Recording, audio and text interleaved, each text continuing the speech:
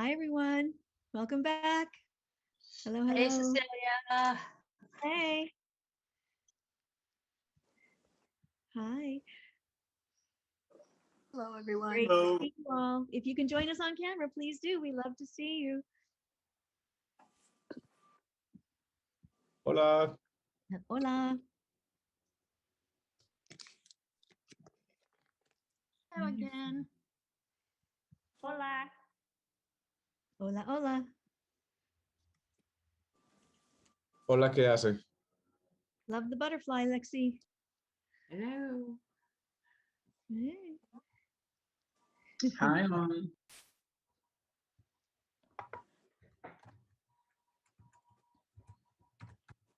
Great. So good to see you all. We were chatting before you entered the room, and this is going to be powerful. Good topic.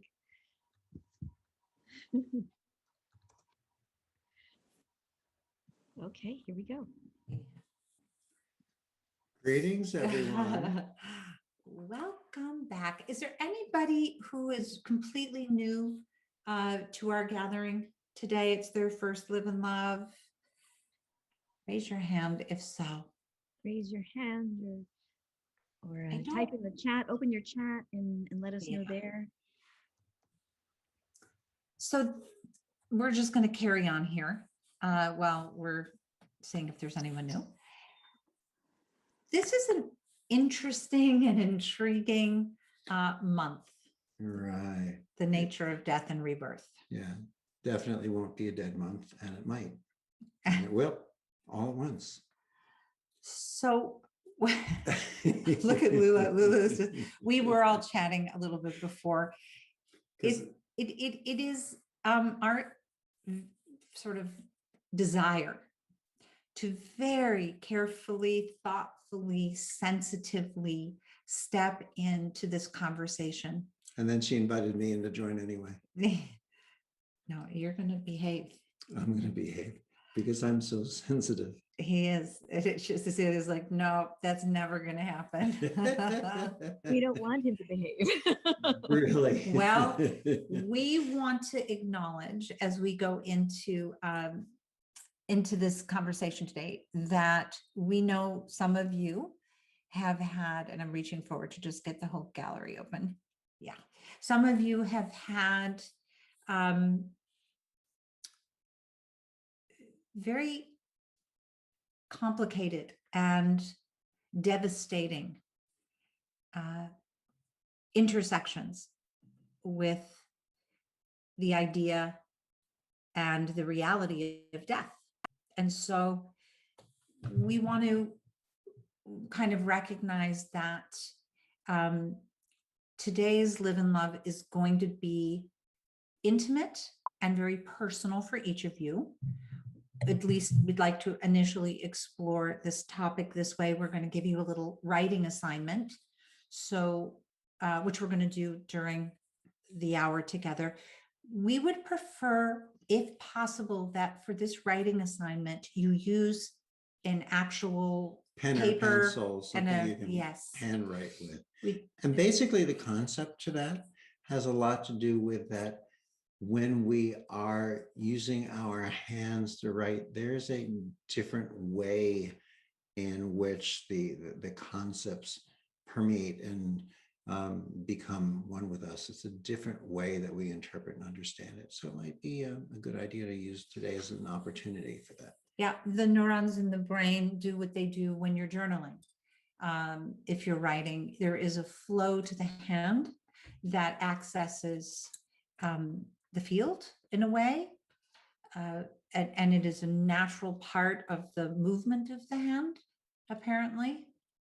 As I'm learning this, as my hand comes back online. And often, I don't know if you've ever looked back at a journal entry or a diary, if you're old enough to call it a diary.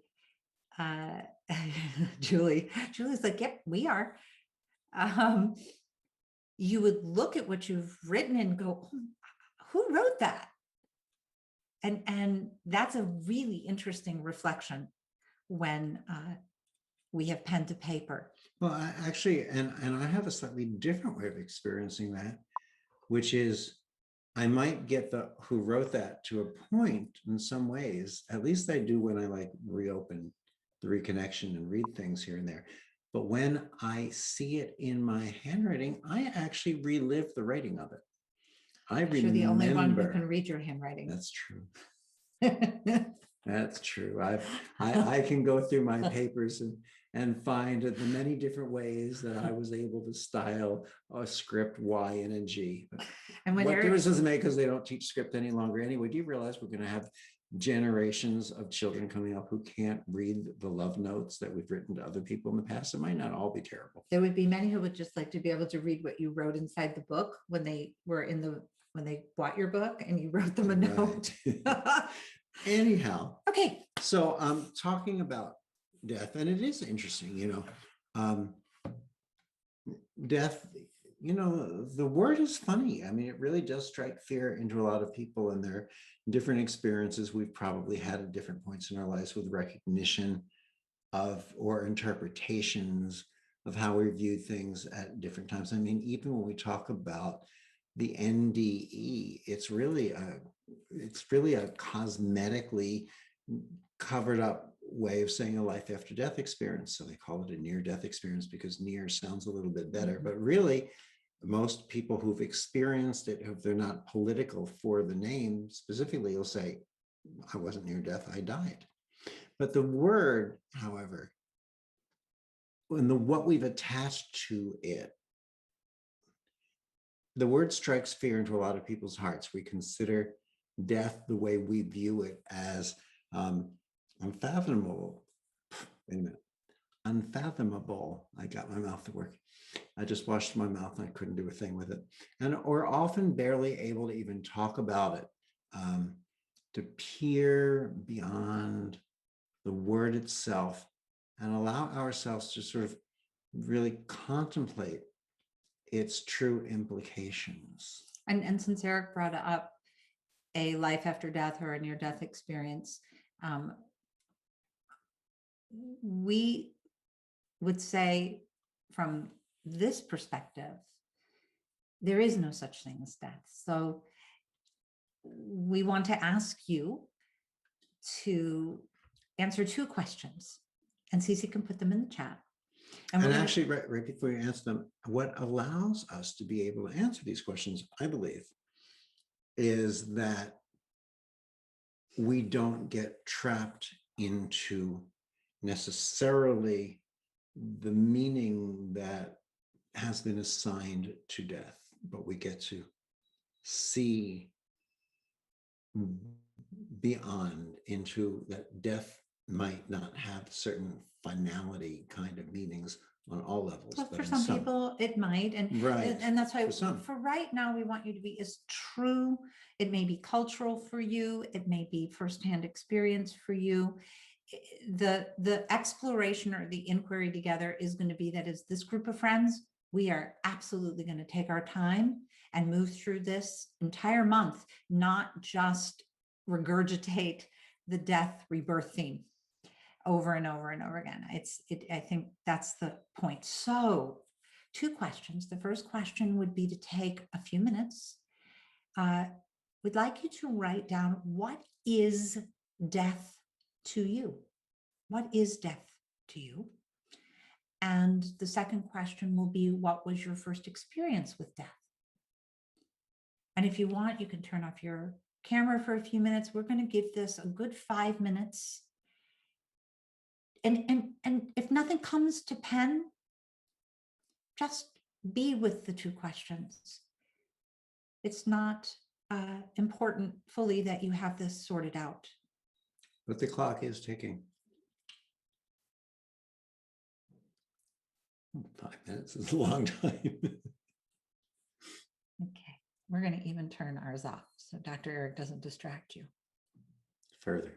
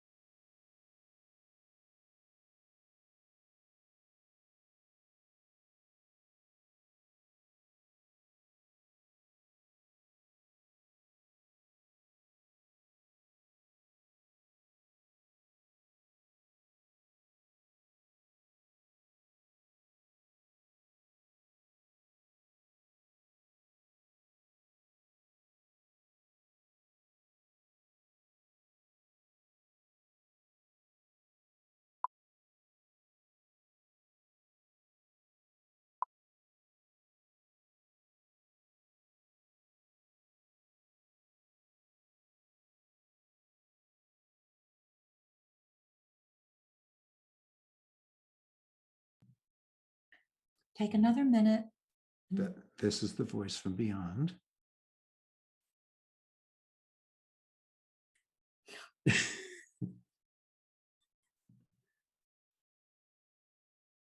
Cecilia, this is your fault.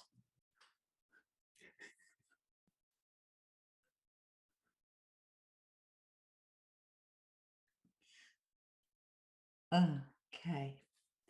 And Good. Harry's laughing along too. Harry's just perfectly, he's like, yep, keep it coming, Dr. Eric. All right, well, we are going to explore some of your answers, but I want to just acknowledge that part of the confusion in these questions can be rooted in the fact that most people think of life as this state in which the human body is just biologically active. So it's almost, in order to ask these questions, what does death really mean? What happens after death? How should survivors grieve? The mystery of death is part of this enigma, we'll say, of life itself. So understanding death really means understanding life in a way. And some of the limitations of perspective coming from the life means the body is biologically active understanding comes, I believe, from us throwing over maybe at times a bit too much credence to what science is able to detect or not detect. And that's an example when we go all science instead of a balance of science. Biologically active, you're alive; not active, you're dead. And that's the end. What shall we watch on television? From a reconnective healing experience perspective, we would say to this, let's say, point of confusion around life being a state in which the human body is biologically active, we would say we don't exist. We are. We don't exist. We are. Basically, because existence is a state and hence finite and limited. It's rather time related, it's form related. It comes and it goes. Yes. So before we share some of the different meanings, what we thought would be really intimate and beautiful is if some of you would volunteer to share your answers to these two questions. Is there anyone who would be willing to do that? Doris has her hand raised right now. Doris, would you please unmute? Great.